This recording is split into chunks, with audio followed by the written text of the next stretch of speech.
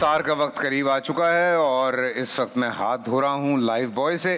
Life boy نے اپنا معیار برقرار رکھا ہے اتنے سالوں سے, اور اب تو نئی جو ہے وہ پیکنگ میں بھی دستیاب ہے, نئی فریگرنس کے ساتھ, اور اسکن ایکسپرٹ ہے, بیٹر فار اسکن ہے, اس کے ساتھ گلیسرین اور وائٹامن ای ہے, مائلڈ کیئر ہے جی, اور اسکن ریڈی, لائف ریڈی, اور ہم بڑھیں گے آگے.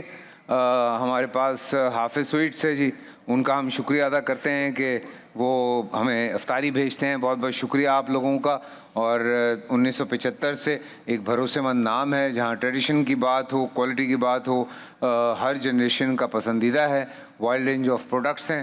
اور ریوائیو کی بات کریں گے, ریوائیو کا ہم بہت شکریہ ادا کرتے ہیں جی. رمضان پیکیج ہے بڑا زبردست قسم کا, اور یہ 140 روپے کی لیٹر کی بوتل ہے, اور 2 فلیورز میں دستیاب ہے.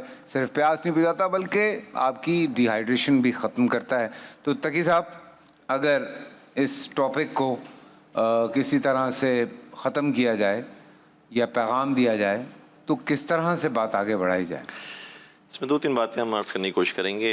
ابھی قبلہ نے بھی ایک بات بیان کی کہ ویسٹ کے اندر جب ہم شاپنگ کرنے کے لیے جاتے ہیں تو کچھ عرصے بعد استعمال کر کے واپس کرنا چاہیں تو وہ خوشی سے لے لیتے ہیں, اور وہ اسلام کی تعلیمات ہے جس پر عمل کر رہے ہیں. لیکن ویسٹ کے اصل میں 2 چہرے ہیں. ایک ویسٹ کی پبلک ہے, عوام ہے, ان کے عام افراد ہیں, اور دوسری ان کی ایلیٹ کلاس ہے اور ان کی بیوروکریٹس ہیں اور ان کی پالیسیز بنانے والے افراد ہیں. اور یہ ڈفرینس ہمیں اس وقت ظاہر ہوتا ہے کہ جب ان کی لائٹ چلے جائے, کیمراز بند ہو جائیں اور الیکٹریسٹی فال آ جائے, تو نیو یارک ہو, امریکہ کے بڑے سے بڑے شہر ہو, اس کے اندر لوٹ مار مچ جاتی ہے اور سارے کے سارے شاپنگ مالز خالی ہو جاتے ہیں. اس کے بعد پھر ایبسنس فائل جو ابھی آئی ہے اس نے تو چہرہ واضح کر دیا ہے کہ حقیقت میں یہ لوگ کیا ہیں. یہ ہمیں درس دیتے ہیں ہیومن رائٹس کا, اور خود نہ صرف یہ کہ بیبی کلرز بلکہ بیبی ایٹرز ہیں. تو اس حد تک گری ہوئی قوم ہے.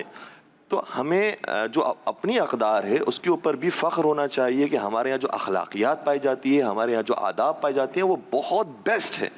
اور دوسری بات یہ ہے کہ میں سوال کرنا چاہتا ہوں کہ ورلڈ وار 1 ہوئی, ورلڈ وار 2 ہوئی, اس میں کون سا مسلمان ملک تھا جو شریک ہو؟ کس نے ساتھ دیا, کس نے بمباری کی ہے؟ یہی جو طاقتیں جو آج ہمیں درس دے رہی ہیں اخلاقیات کا, انہوں نے ہی انسانیت کا قتل کیا ہے. بلکہ وہ زمانہ کہ جس میں کالونیز بنائی ہے انہوں نے افریقہ کے اندر, تو بعض رپورٹس ان کی یہ کہتی ہے کہ کم از کم اس زمانے میں 5 کروڑ افراد کو انہوں نے قتل کیا ہے, مختلف ملکوں نے, چاہے وہ فرانس ہو, چاہے وہ جرمنی ہو, چاہے وہ اسپین ہو, چاہے وہ اٹلی ہو. اور پھر اس میں اگر جو اصل فگر سے اور زیادہ جو تعداد بیان کی گئی وہ تو 10 کروڑ سے زیادہ کی تعداد ہے. تو اتنے لوگوں کا قتل عام کرنے کے بعد آپ کس منہ سے ہمیں اخلاقیات سکھانے کے لیے آئے ہیں؟ ہمارے پاس جو اخلاقیات ہے وہ بہت ہائی لیول کی اور ٹاپ لیول کی ہے. مسئلہ کہاں پر آتا ہے؟ مسئلہ آتا ہے کہ آپ نے پروپوگینڈا غلط کیا ہے. آپ نے ہر چیز میں جہاں پر بھی آپ کو موقع ملا وہاں پر آپ نے ایک چور کو دیکھا, ایک مجرم کو دیکھا, قاتل کو دیکھا, کہا کہ یہ مسلمان رابر ہے, یہ مسلمان کلر ہے, فوراً سے آپ نے اسٹیمپ لگا دیا اس کے اوپر اسلام کا. کس نے کہا؟ اس کا اسلام سے کوئی تعلق نہیں ہے. اسلام نے بلکہ اس کی سزا معین کی ہے.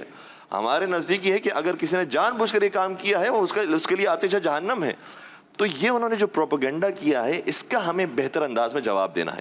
البتہ یہ بھی ہماری مجبوری ہے, اور دیکھیں یہ بھی اسلام نے کتنے خوبصورت انداز میں بیان کیا ہے کہ اگر کوئی تمہارے لیے منفی پروپیگنڈا کر رہا ہے تو پھر بھی تمہیں اجازت نہیں کہ اس کے لیے منفی پروپیگنڈا کرو. یعنی اگر وہ ہمارا ہر جگہ پر نام مس یوز کر رہے ہیں تو قرآن ہمیں کہتا ہے کہ لا تلبسوا الحق بالباطل وتکتموا الحق وانتم تعلمون. دیکھو باطل کے ساتھ حق کو نہ ملاؤ. یہ نہ کرو کہ تمہیں اپنی بات سمجھانی ہے تو باطل کا بھی سہارا لے کر فٹ کر رہے ہو. نہیں, ہمیں پھر بھی حکم یہ دیا ہے کہ ہمیشہ بات کرو, سچائی کے ساتھ بات کرو, ہمیشہ انصاف کے ساتھ بات کرو. کسی قوم کی دشمنی تمہیں بے انصافی کے راستے کی طرف نہ لے کے جائے. ہمیں اس موقع پر بھی کہا ہے کہ پروپیگنڈا مشین کا حصہ نہ بنو. اور ایک بات, دوسرا جو ایک بہت بڑا مسئلہ ہے, ظاہر سی بات ہے, یہ جو اس وقت بہت ساری ایپس ہیں, جو پلیٹ فارمز ہیں, جیسے ٹویٹر ہے یا انسٹاگرام ہے, فیس بک ہے, یا اور بھی اس طرح کے جو پلیٹ فارمز ہیں, جب وہاں پہ ہم اس طرح سے ان کو غلط ثابت کرتے ہیں تو ہمارے اکاؤنٹس بند کر دیے جاتے ہیں, ہم شیڈو اکاؤنٹس میں چلے جاتے ہیں. تو ہمارے ساتھ یہ بھی ہوتا ہے, تو ہمیں اس طرح بھی ہمارا منہ بند کروایا جاتا ہے. تو اس چیز کو بھی انڈرسٹینڈ کریں. تو میں یہ کہنا چاہتا ہوں کہ جو ہمارے ینگسٹرز ہیں جو اس وقت آئی ٹی پہ بہت کام کر رہے ہیں یا اس طرح کی چیزیں کر رہے ہیں, تو میرے خیال سے ہمیں بھی کوئی اس طرح کی چیزیں پلیٹ فارمز بنانے چاہیے, ہاں, کوئی انوینٹ کرنی پڑیں گی, یا ہمیں بھی اس میں ایسی چھلانگ مارنی پڑے گی ہمارے جوانوں کو بھی کہ ہم ان کی چیزیں استعمال کریں. اس سے بہتر ہے کہ ہمیں ان کے مقابلے پہ اپنی چیزیں لے کر آئیں اور اپنی چیزیں لا کے پھر ہم اپنے حساب سے اس میں سارے جو امت مسلمہ کے لوگ ہیں اگر کہیں پہ کوئی جو لوگ موجود ہیں ان کو جمع کرتے جائیں اور انشاءاللہ آج نہیں تو کل نہیں تو پرسوں ایک سلسلہ جو ہے وہ اللہ بہتر کرے گا. اور بہت بہت شکریہ آپ سب کا, تھینک یو سو مچ, کیونکہ یہ دل دکھنے والی بات ہے جب اس طرح کے الزامات لگتے ہیں تو برا لگتا ہے, اور یہ بات حقیقت ہے کہ جب ہم سب کے دل دکھتے ہیں تو واقعی ہمیں اچھا نہیں لگتا, اور پھر تھوڑی سی دیر کے لیے تو اوبویسلی غصہ آتا ہے, تکلیف ہوتی ہے, لیکن ہمیں وہیں پہ اسلام کا دامن نہیں چھوڑنا ہے. اور جیسے علماء کرام نے کہا کہ ہمیں چیزوں کو لے کے چلنا ہے بڑے طریقے سے.